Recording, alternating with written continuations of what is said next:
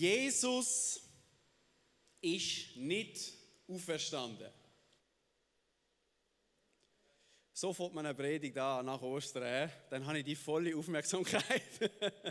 Jesus ist nicht auferstanden. Wenn wir in der Bibel genau lesen, was dort steht, Jesus ist auferweckt worden. Das ist eine passive Form, die dort gebraucht wird, an allen Stellen. Warum sage ich das? Warum mache ich auf den Unterschied aufmerksam? Weil der gleiche Geist, wo Jesus von den Toten auferweckt hat, ist auch heute hier präsent. Der gleiche Geist Gottes, wo Jesus lebendig gemacht hat, ist auch heute am Morgen da und will wirken. In der letzten Woche haben wir ein paar von diesen Stories angeschaut. Ich habe gesagt, seht ihr mich noch?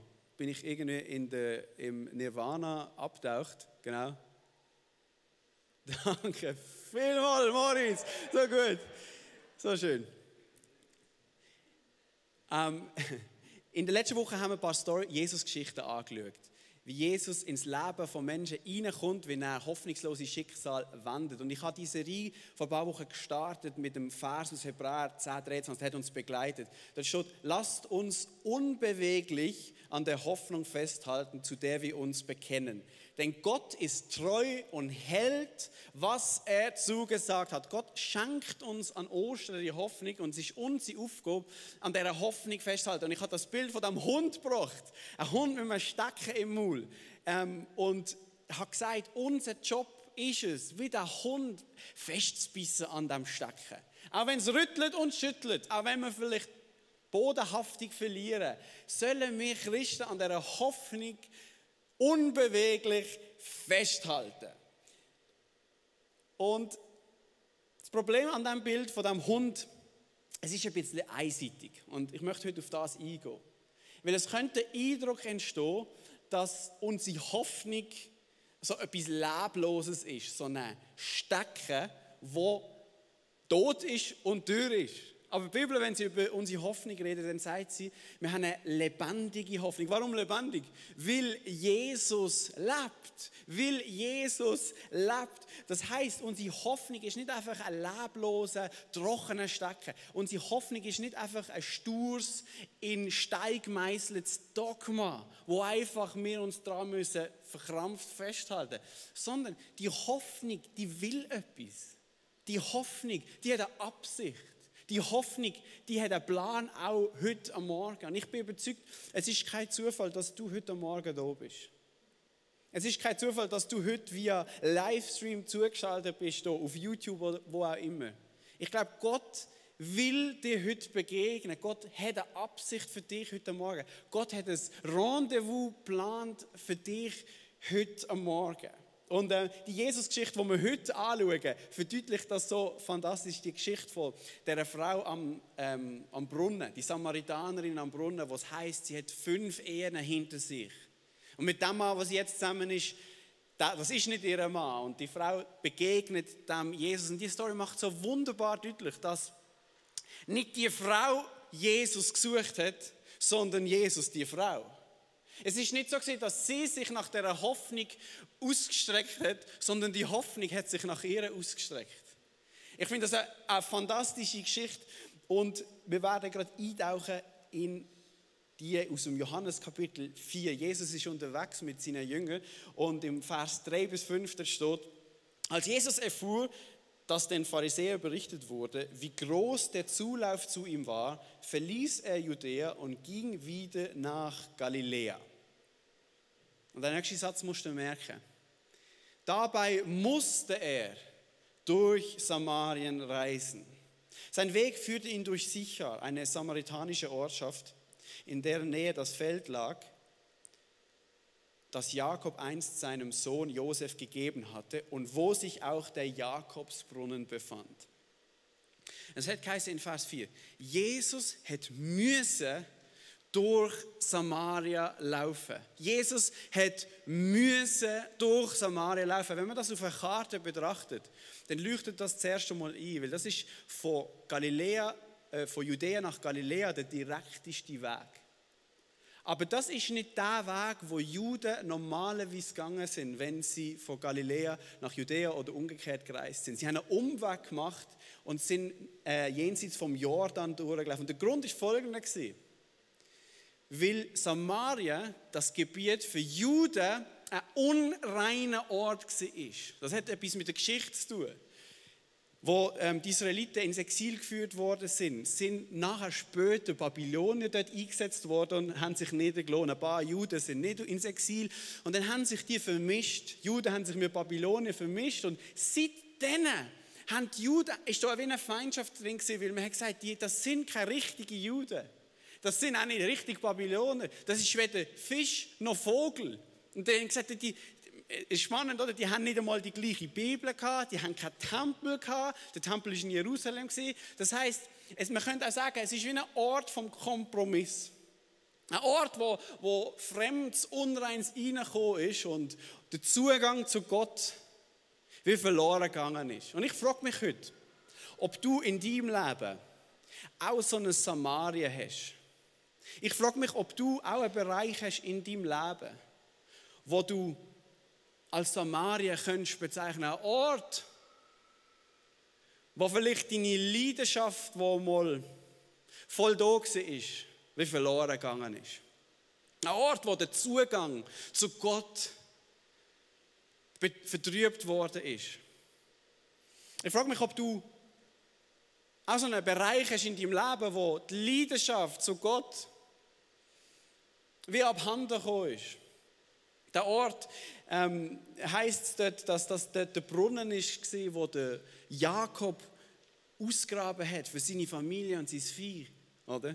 Und für seine Sippe. Vielleicht ist das ein Ort, wo mal von der Frische gesprudelt hat von Gott, oder? Und ein Ort ist vom Leben und von der Leidenschaft. Und da ist irgendetwas reingekommen. Vielleicht ein Kompromiss, den du begangen hast. Vielleicht weißt du genau, warum du in diesem Bereich, in deinem Samaria bist. Weißt, vielleicht hast du einen Fehler gemacht. Vielleicht weißt du, es ist ein Streit in deine Familie gekommen. Vielleicht ist jetzt ein Bruch in deine Geschichte gekommen. Du weißt, warum du in deinem Samaria bist. Und vielleicht hat das auch etwas damit zu tun, gar nicht mit deinen Entscheidungen, warum du dort bist, warum du bist.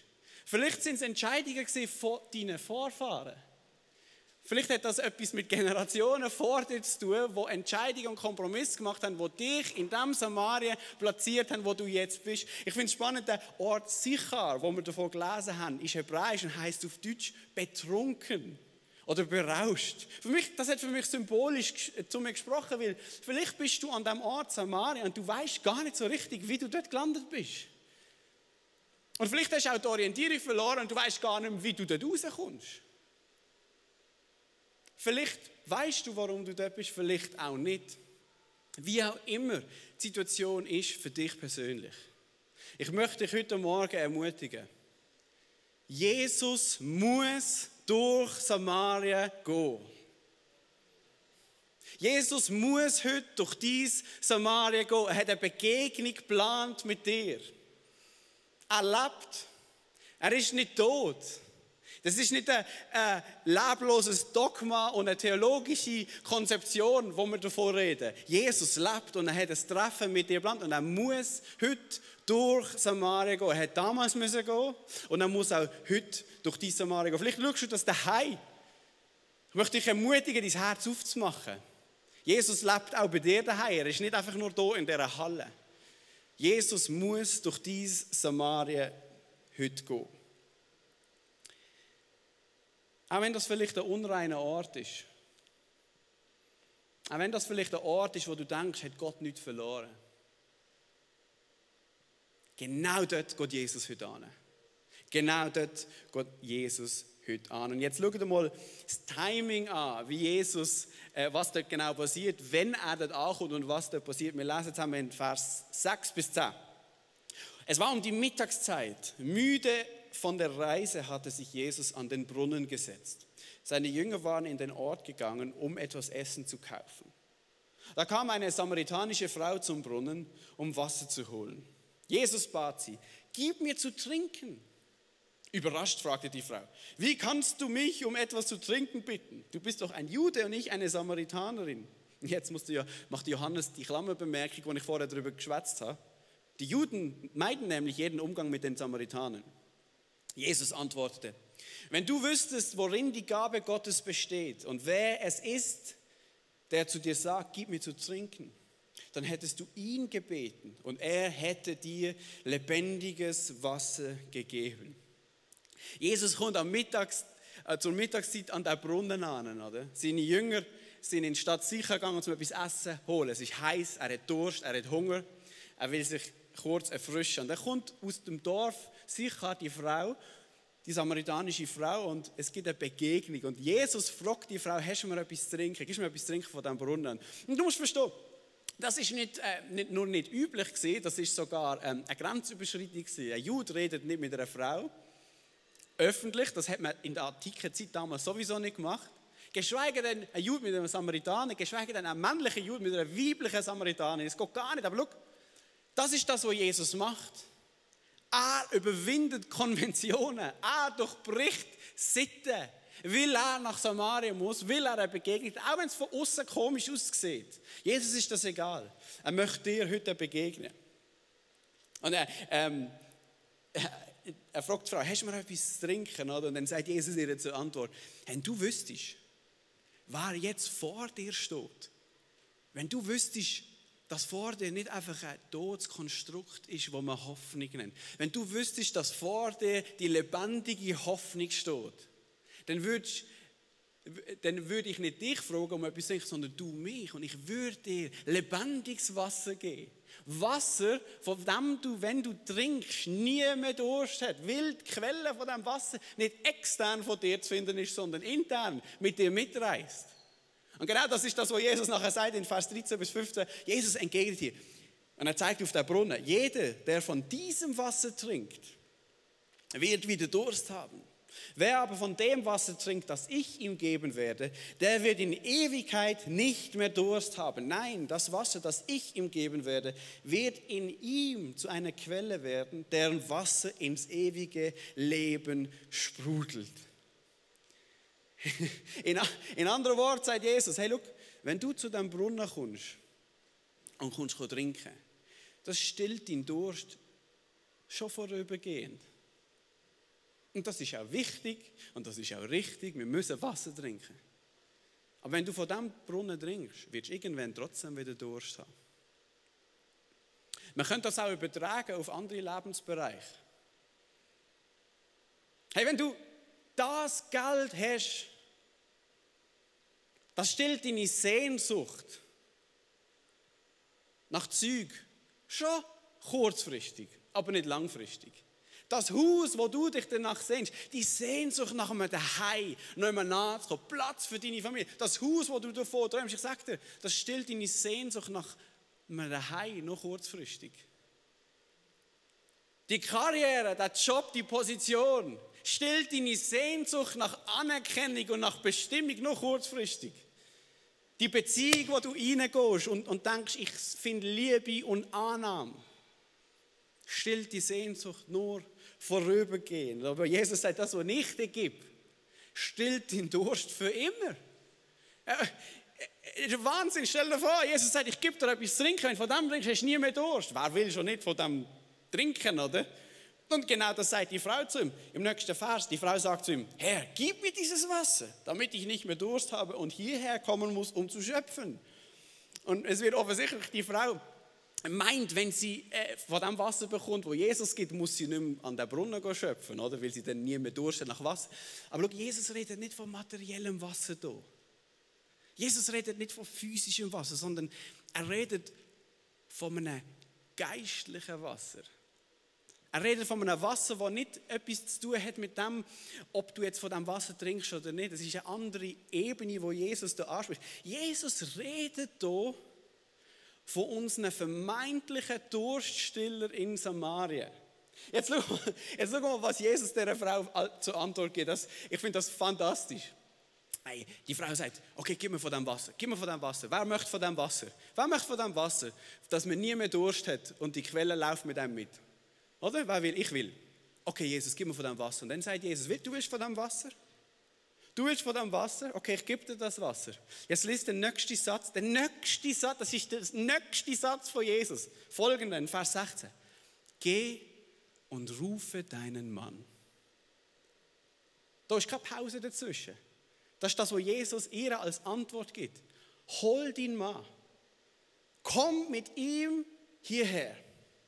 Ich habe keinen Mann, sagte die Frau. Das stimmt, erwiderte Jesus. Du hast keinen Mann. 5 Männer hast du gehabt und der, den du jetzt hast, ist nicht dein Mann. Da hast du die Wahrheit gesagt. Ist es nicht krass? Ist es nicht krass? Du willst von dem Wasser? Ich gebe dir das Wasser.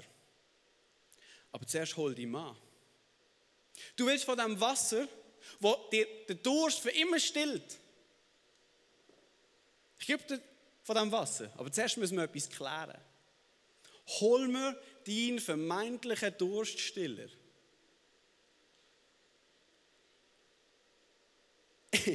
In einem Moment deckt Jesus die Geschichte von dieser Frau auf.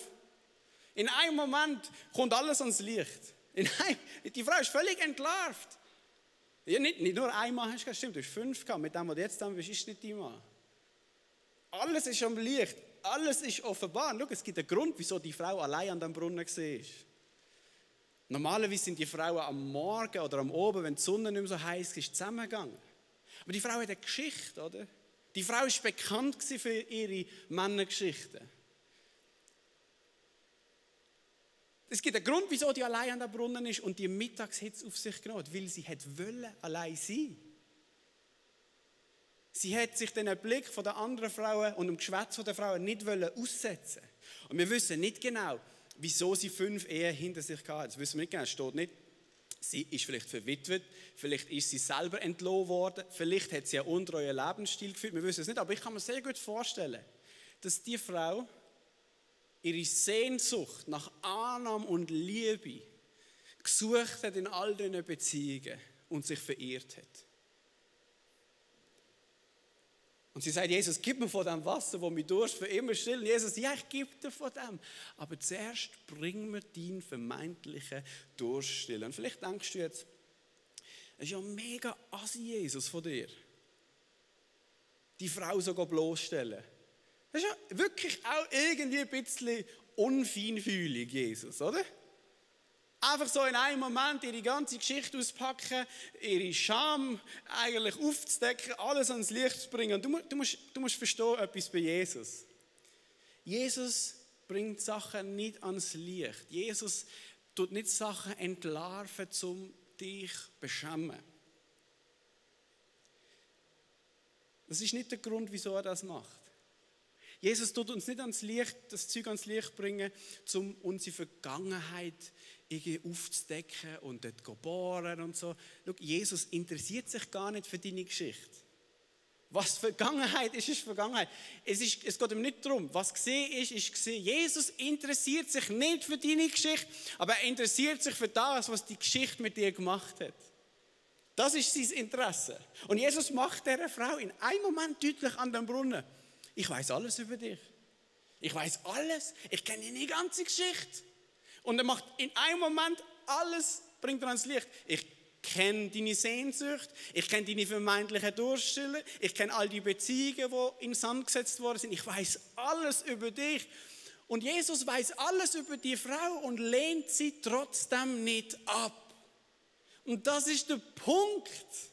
Das ist der Punkt. Jesus zeigt der Frau, er weiß alles und liebt sie trotzdem. Er weiß alles und nimmt sie trotzdem an.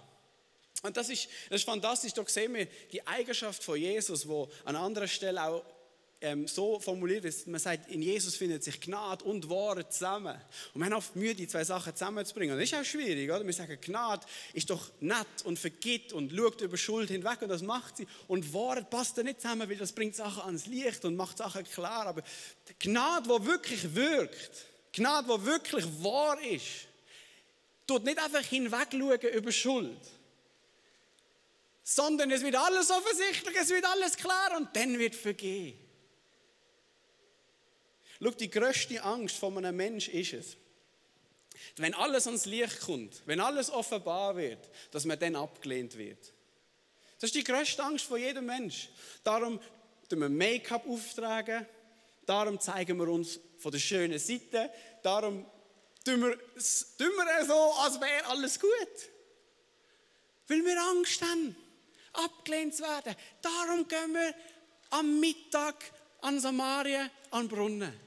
Wenn es heiß ist, wir nehmen uns die Mittagshitze auf uns, weil wir nicht gesehen werden, weil wir die Sachen verbergen, wo wir uns dafür schämen, weil wir Angst haben, dass wir abgelehnt werden. Das ist unsere grösste Angst.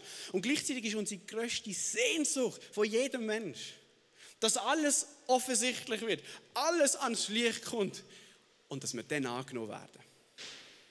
Das ist unsere grösste Sehnsucht. Schau, Jesus deckt nicht auf, Jesus entlarvt nicht, weil er uns will beschämen, sondern weil er will, dass wir erkennen, dass er uns bedingungslos annimmt.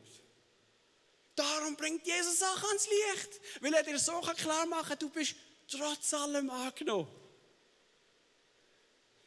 Das heisst von dieser Frau, die geht natürlich durch, oder? Wo sie merkt, hey, der verurteilt mich, der weiss alles und verurteilt mich. Und wir lesen im nächsten Vers 28. Und die Frau ließ ihren Wasserkrug stehen, oder? Hat Durst gehabt, lässt ihren Wasserkrug dort, vergisst völlig, um was es geht, oder? Wieso sie eigentlich gekommen ist.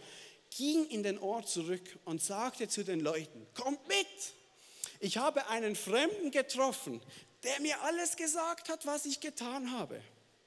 Moment mal. Welche Ehebrecherin rennt in die Stadt zurück, wo sie bekannt dafür ist, dass sie eine Beziehung nach der anderen hat? Welche Frau macht das? Und sagt, hey, ich habe einen Mann getroffen, allein am Brunnen. Und er hat mir alles gesagt, was ich je gemacht habe. Wer macht das? Das machst du nur, wenn du völlige Entschämung dir widerfahren ist. Das machst du nur, wenn du völlig entschämt worden bist. Das machst du nur, wenn du weißt, du bist trotz all deiner Fehler angenommen worden von Gott im Himmel. Mich fasziniert das so unglaublich an Gott. Und ich frage mich heute, was ist dein Durststiller? Was ist dein Samaria? Was ist dein Brunnen in der Mittagshitze, wo du eigentlich allein möchtest sein? Was ist der Ort, wo du dich schämst eigentlich dafür und dich verstellst für das, was du machst und das, was du denkst und für das, was du bist, weil du Angst hast, dass wenn dann das Licht kommt, wirst du abgelehnt. Darf ich dir heute sagen, Jesus kennt dich. Er weiß alles. Es ist nichts verborgen vor ihm. Und er liebt dich trotzdem.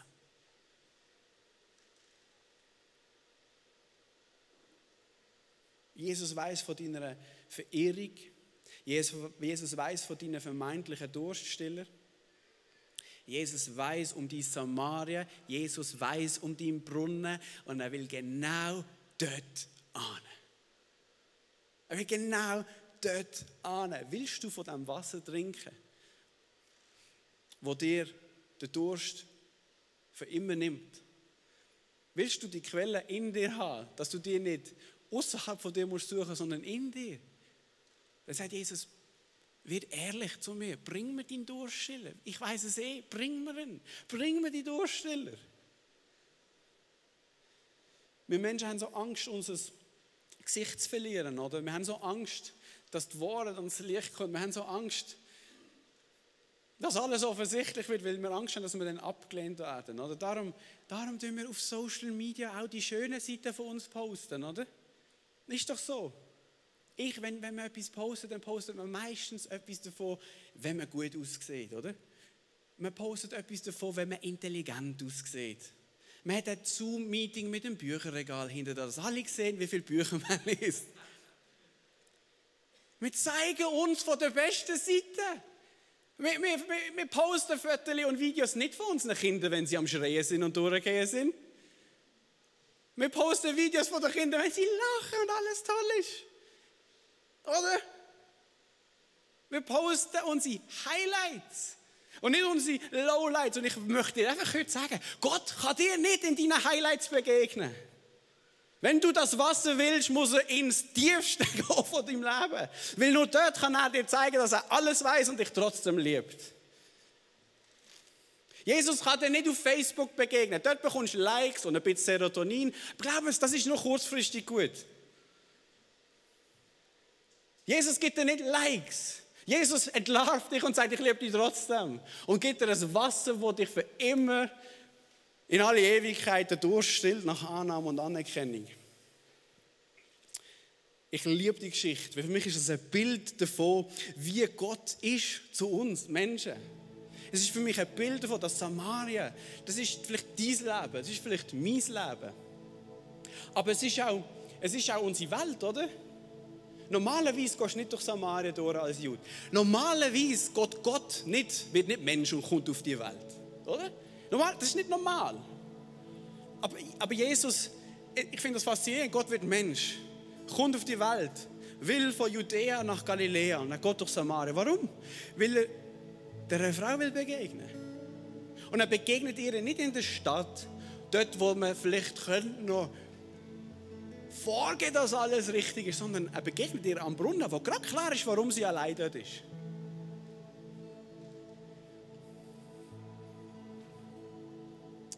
So funktioniert Jesus. Wenn du ihn willst, kannst du nicht nur halb haben. Jesus ist nicht interessiert an unseren Masken. Jesus ist nicht interessiert am Schein. Jesus will dich. Und er kommt in die Samaria rein. In deine Welt, an deinen Brunnen. Und er sagt, bring mir deinen Durststiller. Bring mir ihn. Ich weiss davon. Ich liebe dich trotzdem.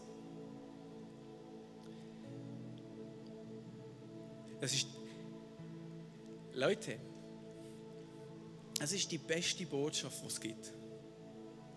Es gibt in keiner anderen Religion auf dieser Welt. Ist das so? In jeder anderen Religion sucht der Mensch Gott.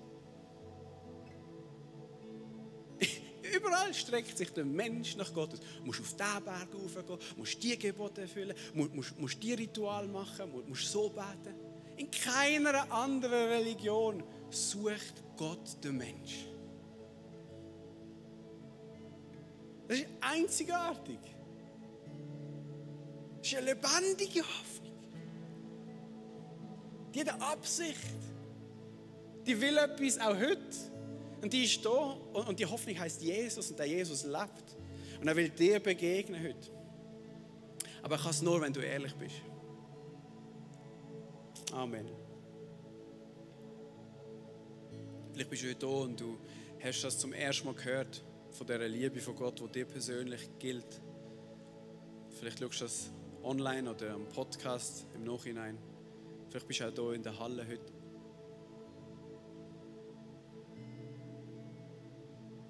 Dann darfst du jetzt das Gebet mitbeten mit mir. Und vielleicht bist du da und du merkst, du musst es wieder machen.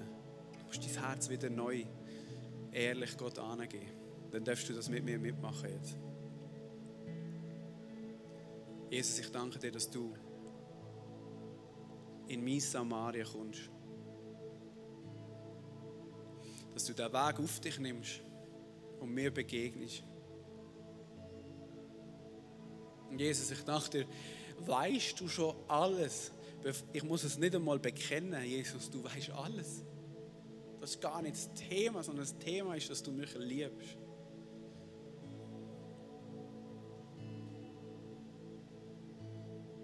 Und ich möchte auch von diesem Wasser haben, wo mich Durst nach Annahme, mein Durst nach Leben, meine Sehnsucht nach einem Zuhause, dass das gestillt wird.